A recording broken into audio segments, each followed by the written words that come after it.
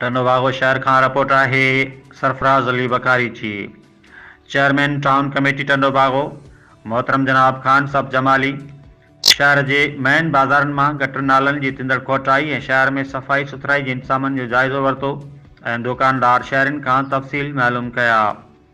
शहर की सफ़ाई सुथराई के हवाले से कयल विज़िट दौरान doctor professor Mohammad Ismail Memon, councillor Rafiq Memon, town अमलो अनिल कुमार लोहाणा, असदुल्ला खासकेली, मुख्तार हुसैन जाफरी,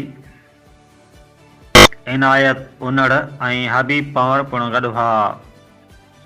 उन मौके ते चेयरमैन टाउन कमेटी टंडोबागो मोहतरम जनाब खान साहब जमाली शहरनि सां ॻाल्हाईंदे चयो त शहर जी बाज़ारुनि, समूरनि, महलनि जी घिटियुनि ऐं रोडनि रस्तनि ते रोज़ जे बुनियाद ते सफ़ाई अमल खे यकीनी बनाइण जे लाइ भरपूर कोशिशूं जारी आहिनि।